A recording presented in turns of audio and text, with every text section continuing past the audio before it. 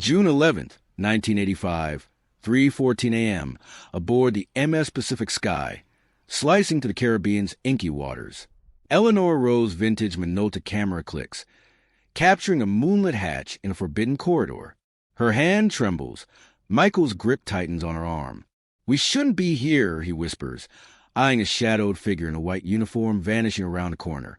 Hours earlier, they were dancing under string lights, newlyweds lost in love. Now, their footsteps echo in a restricted maintenance shaft, the ocean roaring below. By dawn, cabin 422B is empty, their luggage untouched, Eleanor's camera gone. What did they see? Who lured them there? You're about to unravel a mystery that's haunted the seas for decades. Where are you watching from? The port of Miami buzzed with life on June 8, 1985. The MS Pacific Sky, a mid-sized cruise liner, gleamed under the morning sun, its white hull a promise of adventure.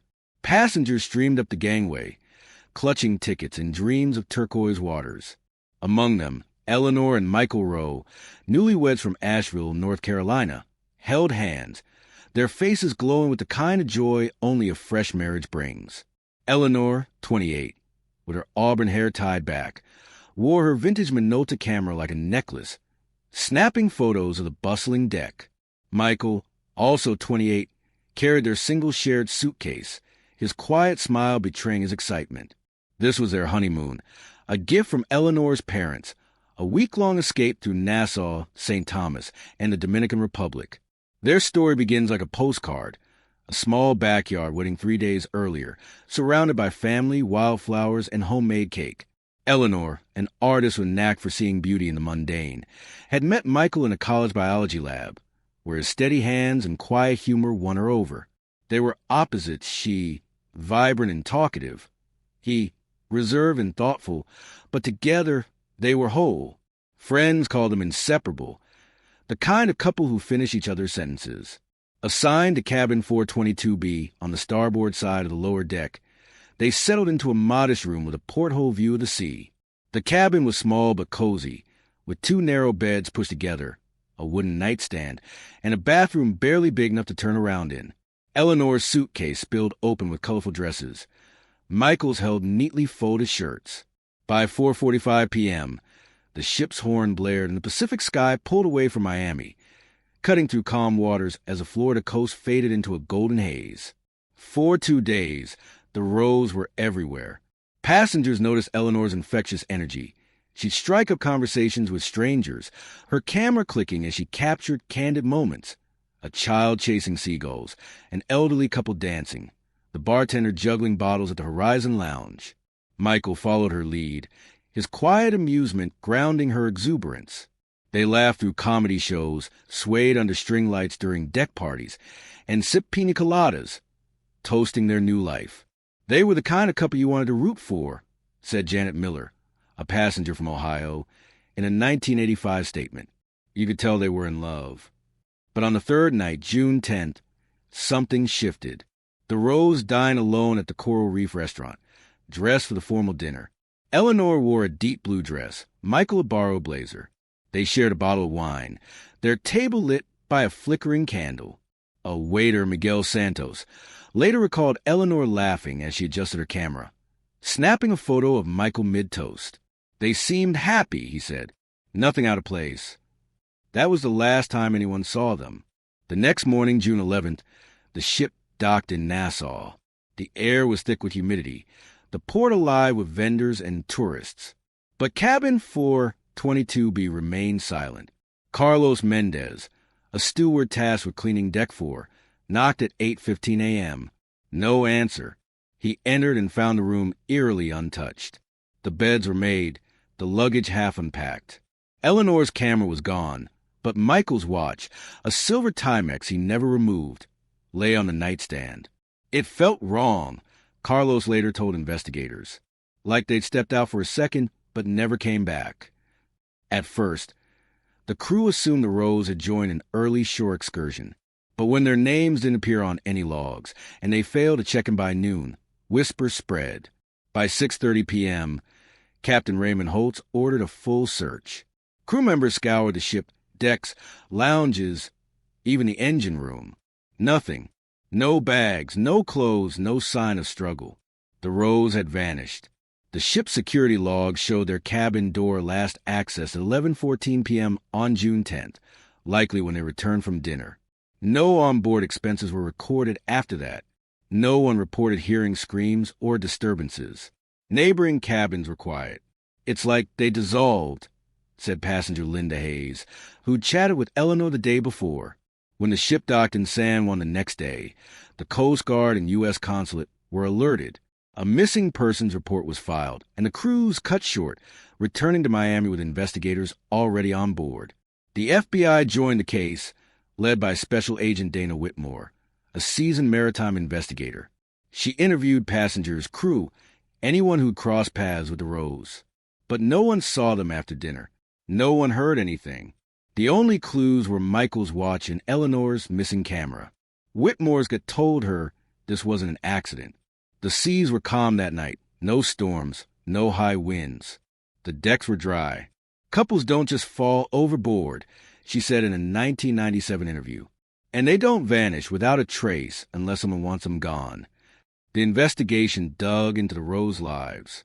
Eleanor's sister, Clara, described them as devoted, with no history of conflict. Michael's co-workers called him dependable, a man who planned everything. No financial troubles, no secret debts, no large insurance policies. They were just a young couple starting their life. A roll of film Eleanor dropped off at the ship's photo kiosk on June 9th offered a glimpse. Smiling passengers, a Caribbean sunset, Michael gazing at the horizon. But the camera she carried that final night, the one with the untold story, was gone. By early 1986, leads dried up, the case faded from headlines, archived as an unresolved maritime disappearance. Eleanor's mother, Judith Pearson, wrote desperate letters to senators and cruise executives, begging for answers. Michael's brother, Thomas, traveled to Nassau and Puerto Plata, questioning locals. No one remembered the Rows. The MS Pacific Sky was sold in 1988. Cabin 422 be remodeled and renumbered. The world moved on, but the families didn't. What happened in those final hours? Did they step into the wrong place at the wrong time? Or was someone watching them, waiting for the moment to strike? On May 16, 1997, the tides of Las Roas, a forgotten fishing village on the Dominican Republic's southern coast, churned with the remnants of a night storm. Luis Enriquez, a 54-year-old fisherman, walked the rocky shoreline, scanning for salvage among the debris, broken branches, seaweed, plastic bottles. Then he saw it, a seaweed-covered duffel bag wedged under volcanic rocks. It was heavy. The zipper rusted shut, but the canvas held strong. Luis dragged it to his village, where a neighbor helped pry it open. Inside, the contents stopped him cold. 2 U.S. passports, a woman's compact camera, a waterlogged notebook, postcards, a jewelry box, and scraps of fabric. The passports bore the names Michael and Eleanor Row. Luis took the bag to the Barahona police, who ran the names through an international database. Within 48 hours, the U.S. Embassy in Santo Domingo was notified, and the items were flown to Quantico, Virginia, for analysis. The FBI reopened the case, assigning Special Agent Lauren Keats, a 14-year maritime veteran, to lead. The discovery, 12 years after the Rows vanished, was a bombshell. How had this bag, lost in the Caribbean, washed ashore 400 nautical miles from the ship's route? Keats started with a camera. The 35mm film inside, sealed in its metal casing, was a faint hope. Technicians at Quantico worked meticulously, battling years of moisture damage. After several attempts, 6 frames emerged, grainy, color-washed, but visible. The first showed Eleanor in a red sundress, smiling beside a lifeboat. The second captured a moonlit ocean from the deck. The third was Michael at dinner, raising a wine glass. The fourth was a man in a white uniform, standing by a storage hatch, his face blurred by glare, a scarf faintly visible over his left eyebrow. The fifth was a self-timed shot of Eleanor and Michael in a dim utility corridor, their smiles nervous. The final image was haunting. An open hatch, the ocean far below, a handrail bent at an odd angle. These photos were a roadmap to the Rows' final moments. Keats cross-referenced a man in the white uniform with the ship's 1985 crew records. The uniform didn't match the official MS Pacific Sky design, suggesting a subcontractor or unauthorized access. A cleaning cart in the photo's corner pointed to maintenance staff. But the cruise line's records, disrupted by a 1989 merger, were incomplete. Keats dug deeper, securing a partial list of subcontractors. One name stood out: Edard F. Morales, a 34-year-old Panamanian cleaner hired for the summer of 1985. Interpol flagged him for a 1983 incident on a commercial ferry, where a passenger went missing. Morales vanished from records in 1987. No taxes, no border crossings, no trace. Keats tracked down surviving crew members. Antonio Tony Dlo, a former bartender, recognized the man in the photo. "We called him El Silencio," Tony said. "Never talked. Always mopping restricted decks at night. Gave me the creeps." Maria Estrella, a housekeeper on Deck 4, recalled hearing a faint scream on June 10, 1985, but security dismissed it as a drunk passenger. Neither detail had been logged in the original investigation. The notebook from the duffel bag offered another clue. Most pages were legible, but forensic ink enhancement revealed a partial sentence in Eleanor's handwriting. "He said we shouldn't be here, not safe. Mike thinks he's lying." The word suggested they'd been led somewhere dangerous, possibly by Morales. To understand the bag's journey, Keats consulted Dr. Miguel Anaya, an ocean drift specialist at NOAA. Using historical weather data, Anaya modeled Caribbean currents from 1985 to 1997. The bag, it jettisoned near the Dominican Republic, could have drifted in a slow clockwise loop, caught in eddies or hurricane-driven currents, before washing ashore in Las Roas. "It's not unusual," Anaya said, "but this bag was too well preserved. It likely got trapped under a reef, only dislodged by the 1997 storm." The photos and notebook pointed to foul play in a restricted area. Keats studied the ship's blueprints, focusing on the utility corridor in the fifth photo. It was near an emergency vent access, locked to passengers, but accessible to maintenance staff with override keys. The final photo's bent handrail. An open hatch suggested a struggle or sabotage. Had the Rows been lured there? And what happened after that shutter clicked? Keats received a call from a man in Cologne, Panama, identifying himself as Raul. He claimed to have worked on the Pacific Sky in 1985 and recognized Morales from the circulated photo. Meeting in San Jose, Costa Rica, Raul revealed Morales had been caught breaking into a passenger's cabin in 1984, but the cruise line hushed it up, terminating his contract quietly. Morales had access to a private keyring, allowing him into restricted areas. He had something on someone, Raul said. Blackmail, maybe. He went places no cleaner should. The pieces were falling into place. Morales, with his history and access, was a prime suspect. But why the Rows? Were they targeted or simply in the wrong place? And where was Morales now? Agent Lauren Keats stood on the deck of a salvage vessel off Grand Turk in September 1997, staring at the endless Caribbean. The MS Pacific Sky's 1985 route had passed through these waters, and new evidence suggested the Row's fate lay below. Using the ship's original blueprints from Lloyd's Register, Keats zeroed in on a sealed utility shaft beneath the starboard maintenance corridor. It led to a gray water discharge port, a perfect, silent exit to the sea. If tampered with, it could have been used to dispose of evidence, or worse, bodies. Keats partnered with a private salvage company equipped with side-scan sonar and submersible drones. For 3 weeks, they combed the seafloor, guided by navigational logs showing where the ship had slowed on June 10, 1985. On September 14th, a drone spotted a metal frame 213 feet down, a cruise line utility locker, its hinges broken, marked property of Eastern Caribbean Voyages Limited. Inside, a vacuum-sealed pouch held a crew access card. Edard F. Morales. The discovery was electric. Morales, missing since 1987, was tied to the exact region where the Rows vanished. Had he fled, been silenced, or reinvented himself? The locker suggested someone had tried to erase his presence, dumping it where no one would look. Keats expanded the search, enlisting the U.S. Navy's Underwater Forensics Division. Tidal models pointed to a nearby trench where debris might collect. On October 9, 1997, an ROV captured footage of white sneakers buried in silt, inches from corroded camera lens matching Eleanor's Minolta. DNA tests confirmed the laces belonged to Eleanor's shoes, seen in her lifeboat photo. No bodies were found. The ocean had likely claimed them, but the sneakers and lens were proof the Rows hadn't simply vanished. They'd been disposed of. Keats built a theory.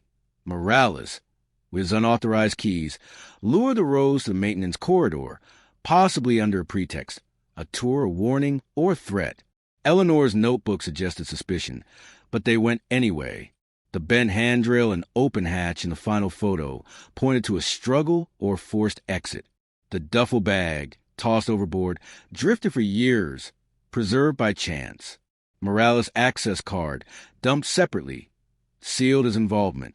But was he acting alone? And why? Investigators scoured Morales' past. The 1983 ferry incident involved a missing woman and allegations of theft, though charges were dropped. Former crew described him as solitary, with a temper. Raul's testimony about blackmail hinted at a larger network. Perhaps Morales had leverage over Superior, granting him unchecked access. The cruise line's 1984 cover-up suggested they knew he was dangerous but prioritized reputation over safety. Keats issued an Interpol red notice for Morales, but no trace surfaced. He could have changed identities, fled to Central America, or died. The Rose families, meanwhile, grappled with the new evidence. Eleanor's mother, Judith, clung to the recovered photos, especially the corridor shot. They look scared, she told Keats, but they're together. Michael's brother, Thomas, pushed for more searches, unwilling to accept the ocean silence. In 1999, the Maritime Commission ruled the case a presumed homicide by unknown individuals. The cruise line settled confidentially with the families, admitting no fault. The Pacific Sky, now sailing under a new name, bore no trace of cabin 422B.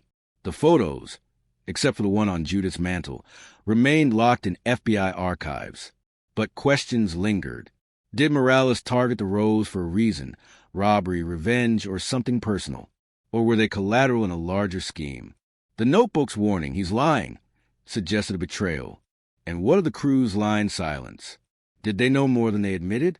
The Rose story isn't just a mystery, it's a warning.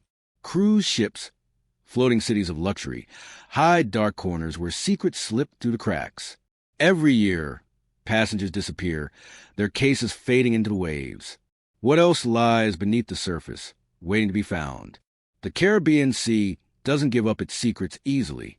By 1998, Agent Lauren Keats was chasing ghosts. Idar Morales, the Rose, and the truth buried in the depths. The discovery of Morales' access card and Eleanor's sneakers had cracked the case open, but the ocean held tight to its final answers. Keats refused to let it go. She pushed for one last search, this time targeting a deeper trench 20 miles off Grand Turk, where currents converged in 1985. If the Rose bodies, or more evidence, were trapped, this was a place. Using advanced sonar and a Navy-funded ROV, the team scoured the seafloor. On November 3, 1998, they found an anomaly, a rusted metal grate, matching Pacific Sky's discharge port design, lodged in a coral shelf. Nearby, a glint of silver caught the camera, a woman's bracelet, engraved with E and M forever. Judith Pearson confirmed it was Eleanor's, a wedding gift from Michael. The grate suggested the utility shaft had been tampered with, possibly removed to dispose of the couple, then replaced to hide the crime. Keats revisited Raul's testimony. He'd mentioned Morales bragging about knowing the ship's secrets, including access to drainage systems. If Morales had opened the shaft, he could have pushed the Rose through, their bodies swept away by currents. The duffel bag, thrown separately, followed a different path, explaining its distant landing in Las Roas. But why the Rose? Keats explored new angles. Passenger statements from 1985 described Eleanor's habit of photographing everything, including restricted areas. Had she captured something she shouldn't have? A deal, a crime, or Morales himself? The photo of him by the hatch, taken days earlier, suggested she'd noticed him, was enough to make her a target. Michael, protective and methodical, would have followed her anywhere, even into danger. Keats also investigated the cruise line's negligence. Internal memos, uncovered in a 1998 lawsuit, revealed Eastern Caribbean Voyages Ltd. Had ignored prior complaints about Morales' behavior. A 1984 passenger reported him lingering near her cabin, but the company buried it. Keats suspected a pattern. A troubled employee, protected by a system that valued profit over accountability. Was Morales a lone predator, or part of a larger cover-up? The families, exhausted but resolute, demanded justice. Judith organized a memorial in Asheville, where friends and neighbors shared stories of the Row's love.